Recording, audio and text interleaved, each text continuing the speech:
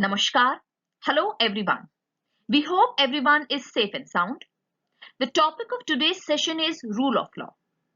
Now the idea of rule of law comes within the concept of legal equality, which falls within a broader perspective of equality.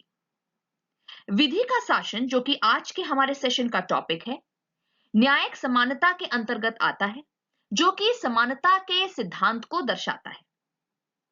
Now this concept of equality is not only important for undergraduates, but also extremely important for those pursuing post-graduation and also for all those who are preparing for various competitive services. Today's lecture is going to be bilingual. आज का session bilingual होगा. दोनों अंग्रेजी और हिंदी माध्यम में ये session लिया जाएगा. So stay tuned with us.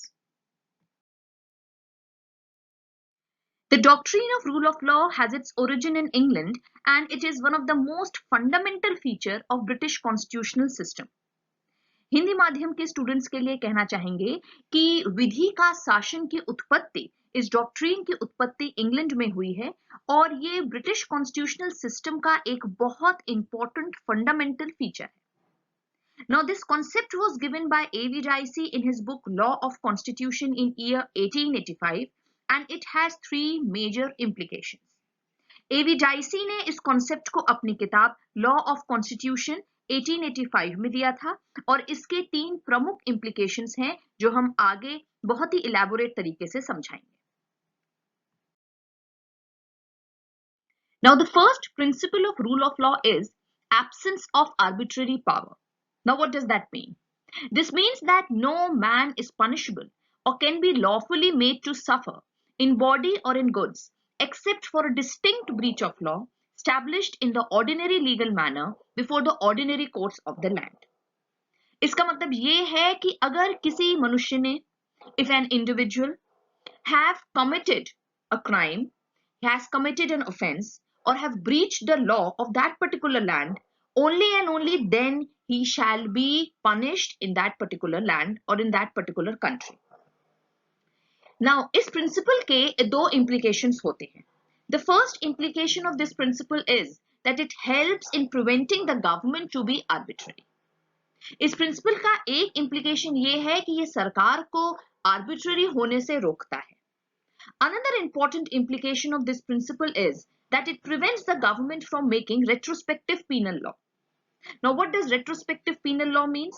It means that suppose you have committed an act which was not considered a crime at the time of commission of that act, but later on it comes under the category of a crime, suppose, then the state cannot penalize you for the commission of that act. Suppose आपने कोई act किया जो उस समय crime नहीं था, लेकिन बाद में उसको criminal category के अंदर रखा जाता है, तो सरकार retrospective तरीके से आपको punish नहीं कर सकता है. Now in Indian Constitution under Article 21, it is clearly been stated that state cannot make any kind of retrospective legislation as far as criminal matters are concerned. The second principle of rule of law is equality before law. Now what does that mean? It means that no one is above the law. It further means that every individual would be considered equal. He shall be considered and treated equal by the ordinary law of the land, irrespective of the fact that that citizen is rich or poor, that that citizen belongs to high class or low class, that that citizens hold some high official position or he doesn't hold any official position. Every individual, irrespective of any of the categories, shall be considered equal before the law. Equality before law ये कहती है कि हर citizen, हर नागरिक को बराबर से उस law of the land के द्वारा ट्रीट किया जाएगा, चाहे वो अमीर हो चाहे गरीब हो, चाहे उसका क्लास हाई हो या वो लोअर क्लास को बिलोंग करता हो, चाहे वो किसी सरकारी पद पर हो या किसी सरकारी पद पर ना हो, चाहे वो किसी भी कैटेगरी को बिलोंग करता हो, लॉ ऑफ द लैंड हर नागरिक को बराबर नजर से ट्रीट करेगा. This is what equality before law means. The third principle of rule of law is the primacy of the rights of individual. It also means that there shall be predominance of the legal spirit. Now, what does that mean?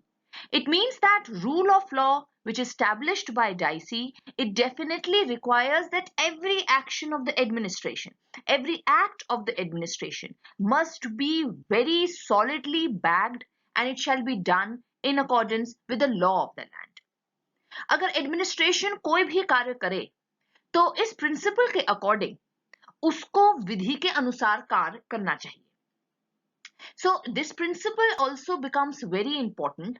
We can even say that one of the very important implication of this principle is that it reveals a very strong faith as far as judicial system is concerned, and at the same time it also helps in protection of the rights and freedoms of citizens. इस principal का एक बहुत important implication ये है कि वो judiciary पर, वो न्यायालय पर हमारे फेथ को और ज्यादा स्ट्रेंथन करता है और साथ ही साथ इंडिविजुअल्स के राइट्स और उनके फ्रीडम, उनके अधिकारों को और उनकी स्वतंत्रता को प्रोटेक्ट करने की बात करता है. Now this section of video is very important since we are now dealing with the rule of law and how it is being implemented under Indian Constitution. Now you see, as far as India is concerned, this concept of rule of law can even be traced back to Upanishads. We also had instances, or we also have traces of the essence of this concept as far as Mahabharata is concerned, Ramayana, Ten Commandments, Dharma Chakra and other seminal documents are concerned. अगर भारत की बात करें तो rule of law और उसकी तरह का एक प्रिंसिपल या सिद्धांत हम उपनिषद में भी ट्रेस कर सकते हैं. महाभारत, रामायण, धर्मचक्र और बाकी ग्रंथों से भी हम रूल ऑफ लॉ, जो आज प्रेजेंट रूल ऑफ लॉ है, उसके कुछ तथ्यों को समझ सकते हैं, देख सकते हैं. So this means that rule of law was not something very new to India. It was not completely an imported concept. इस rule of law के concept से हम काफी समय से govern होते चले आ रहे हैं. Now, as far as Indian present constitution is concerned, you know, in Indian constitution there is no such provision in which rule of law is directly discussed or it is mentioned. Bharat के संविधान में directly कहीं पर भी rule of law ना तो discuss किया गया है, ना तो mention किया गया है. However, rule of law in India is interpreted as far as many several provisions are concerned. लेकिन विधि के शासन को भारत के कॉन्स्टिट्यूशन में अलग अलग प्रोविजंस में देखा जा सकता है, वो रिफ्लेक्ट हो रहा है, और वो प्रोविजंस, वो आर्टिकल्स क्या हैं, वो हम आने वाले वीडियो में इलैबोरेटली डिस्कस करेंगे. Now, the first provision in Indian Constitution where rule of law is reflected is the preamble of our Constitution. The preamble of Indian Constitution incorporates the words justice, liberty and equality, and by incorporating these elements, it clearly gives an indication that we in India wishes to create a just and a fair system. Bharat के constitution में rule of law यानी विधि का शासन preamble में नजर आता है, जहां जस्टिस, लिबर्टी और इक्वालिटी के एलिमेंट्स को इनकॉर्पोरेट किया गया है. और जहां हमने जस्टिस, लिबर्टी और इक्वालिटी को इनकॉर्पोरेट किया है, वहां क्लियरली इंडिकेशन मिलता है कि भारत में we wish to create a just and a fair system. Second important provision जो रूल ऑफ लॉ को दर्शाता है भारत में, वो है article 13(1). Now, as far as Article 13(1) is concerned, their laws are defined as rules, regulations, bylaws, and ordinances. And it is also clearly mentioned that these rules, bylaws, and ordinances can be struck down if they are contrary to the Constitution of India. Now, this reflects the fact that every law that is being created in India has to be in line with the constitutional provisions of India. Article 13(1) में जहां law को rules, regulation और bylaws and ordinances के तौर पर define किया गया है, वहां ये बात भी मानी गई है, रखी गई है कि ये रूल्स, रेगुलेशंस, बायलॉज अगर कॉन्स्टिट्यूशन ऑफ इंडिया के अगेंस्ट रहते हैं, बनते हैं, तो इनको कंप्लीटली स्ट्रक डाउन कर दिया जाएगा. इसका मतलब कि भारत में एवरी लॉ, कोई भी नियम अगर बनाया जाएगा तो वो कॉन्स्टिट्यूशनल प्रोविजंस की लाइन में होगा, वो कॉन्स्टिट्यूशनल प्रोविजंस के बेसिस में होगा. So this article 13(1) also reflects that in India there is established system of rule of law. Rule of law is reflected in Indian Constitution under Article 14. Now, Article 14 has two clauses, Article 14.1 and Article 14.2. Article 14.1 talks about equality before law and Article 14.2 talks about equal protection of law. Bharat में विधि का शासन article 14 द्वारा भी reflect होता है। Article 14 के दो clauses हैं, आर्टिकल 14.1 और article 14.2। Article 14.1 equality before law की बात करता है और article 14.2 equal protection of law की बात करते हैं। अब आइए समझते हैं कि इक्वलिटी बिफोर लॉ क्या है और इक्वल प्रोटेक्शन ऑफ लॉ क्या है। Equality before law means that no one is above the law of the land. It also means that law shall not discriminate on the basis of any social categories, birth, position, gender, race, caste or any personal attributes. Equality before law का ये मानना है या equality before law से हम ये समझ सकते हैं कि law of the land से बड़ा ऊंचा कुछ भी नहीं है। इसका मतलब ये भी है कि किसी भी कंट्री का जहां रूल ऑफ लॉ स्टैब्लिश्ड है वहां लॉ नागरिकों के बीच में किसी भी प्रकार का कोई डिस्क्रिमिनेशन नहीं करेगा on the basis of any of the social categories, चाहे जन्म, चाहे जाति, चाहे जेंडर, लिंग, किसी भी बेसिस में किसी भी प्रकार का कोई भेदभाव लॉ के द्वारा नहीं किया जाएगा। इस तरह से देखा जाए तो इक्वलिटी बिफोर लॉ का एक नेगेटिव कोनोटेशन जाता है। अब इक्वल प्रोटेक्शन ऑफ लॉ की बात करें तो equal protection of law means that law provides equal opportunities to all those who are in similar situations और circumstances. Equal protection of law ये कहता है कि लॉ यानी किसी भी देश का कानून जहां रूल ऑफ लॉ स्टैब्लिश्ड है वो सभी नागरिकों को जो कि सिमिलर सिचुएशन में है, एक जैसी सिचुएशन में है, उनको बराबर की अपॉर्चुनिटीज देगा। इस हिसाब से इक्वल प्रोटेक्शन ऑफ लॉ का एक पॉजिटिव कॉनोटेशन जाता है। अगर हम सार लें इस बात का, आर्टिकल 14 को और ज्यादा गहराई से देखें तो हम ये कह सकते हैं कि आर्टिकल 14 चाहे आर्टिकल 14.1 हो या 2, इन टोटलिटी आर्टिकल 14 लॉ को सुप्रीम मानता है और वो ये भी दर्शाता है कि किसी भी प्रकार का कोई निरंकुशता सरकार द्वारा नहीं प्रदर्शित की जाएगी, इसका कोई स्कोप ही नहीं है। This implies that law is supreme in the country and there is no scope of arbitrariness as everybody is governed by rule of law. अगर मैं जुडिशियल डिसीजंस की बात करूं तो Maneka Gandhi versus union of India case में भी supreme court ने clear words में ये बात बोली कि article 14 strikes at arbitrariness in state action and ensures fairness and equality in treatment. Maneka Gandhi versus union of India case में सुप्रीम कोर्ट ने बड़े क्लियर शब्दों में यह बात बोली है कि आर्टिकल 14 विधि के शासन को एस्टैब्लिश करने में मददगार है और सरकारी निरंकुशता को रोकता है। In India, rule of law is also established by Article 19, that is right to freedom. Now, Article 19 involves 6 kinds of freedom which are given to citizens. These are freedom of speech and expression, freedom of assembly, freedom of association, freedom of movement, freedom of residence, and freedom of profession. However, at the same time, these freedoms are not unlimited. That is, some amount of limitations can of course be imposed on these freedoms.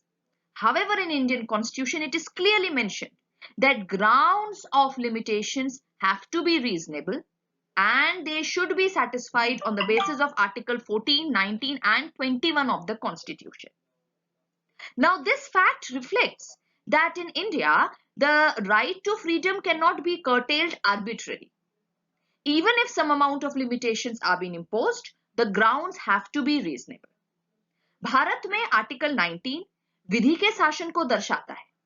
वो इस तरह कि भारत में article 19 जो कि नागरिकों को स्वतंत्रता का अधिकार देता है, वो ये भी बताता है कि नागरिकों के स्वतंत्रता के अधिकार पर कुछ प्रकार के लिमिटेशंस लगाए जा सकते हैं, लेकिन ये लिमिटेशंस आर्बिट्रेरी नहीं होंगे, ये लिमिटेशंस मनमानी नहीं होंगे। ये लिमिटेशंस का जो ग्राउंड होगा, जो बेसिस होगा, वो विवेकशील होना चाहिए, वो रीजनेबल होना चाहिए और वो आर्टिकल 14, 19 और 21 को सेटिस्फाई करना चाहिए.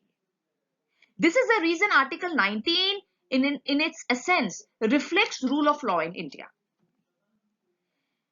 Another article which resonates the spirit of rule of law in India is Article 21, which talks about right to life and personal liberty. Now, this article postulates that no person shall be deprived of his life and liberty except by the procedure established by law. Article 21 भी अपने essence में अगर गहराई से समझें तो वो विधि के शासन को रिफ्लेक्ट करता है. आर्टिकल 21 कहता है कि किसी भी मनुष्य को उसकी लाइफ और उसकी लिबर्टी से डिप्राइव नहीं किया जा सकता है except by the procedure established by law. इसका मतलब भारत में लॉ सुप्रीम है, भारत में विधि का शासन है, और अगर हम आर्टिकल 14, 19 और 21 को इन टोटलिटी देखें तो ये तीनों ही आर्टिकल रूल ऑफ लॉ को स्टैब्लिश करने में एक बहुत बड़ी भूमिका अदा करते हैं. And this is the reason why article 14, 19 एंड 21 are also considered as the golden triangle articles of the Constitution. In India, rule of law is also established by Article 15, 16 and 23 of our Constitution. Article 15 means right to equality, and it involves prohibition of discrimination against any citizens on the ground of religion, race, caste, sex or place of birth or any of them. Article 16 provides equality of opportunity in matter of public employment. And Article 23 prohibits trafficking in human beings and forced labor. Bharat के संविधान में article 15, 16 और 23 विधि के विधान को establish करने में एक महत्वपूर्ण भूमिका निभाते हैं.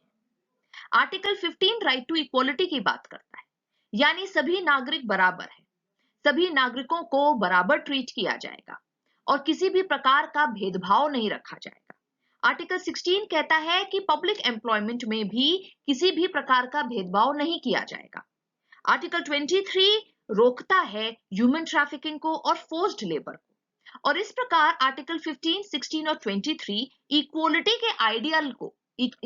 के आइडिया को दर्शाते हैं.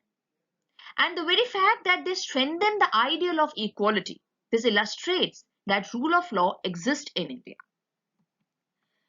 At the same time, Article 32 and Article 226, that is right to constitutional remedy, also reflects the importance of rule of law in India. Article 32 says that, and it gives right to every individual to move to Supreme Court, and Article 226 gives the same right to the citizen to move to High Court directly in case of violation of their fundamental rights. Article 32 और Article 2226 Bharat में नागरिकों को यह अधिकार देते हैं कि वो सुप्रीम कोर्ट या हाई कोर्ट जा सकते हैं अगर उनके फंडामेंटल राइट्स को अब्रिज किया जा रहा है. In this way, we can say that fundamental rights of individual are being given importance in India, and any kind of arbitrariness, any kind of state arbitrariness can of course be curtailed. This is the reason why Article 32 and 226 also reflects that rule of law exists in India and law of the land is supreme in India. Now in India, rule of law is also established by judicial review. In other words, we can say that judicial review is a derivative of rule of law.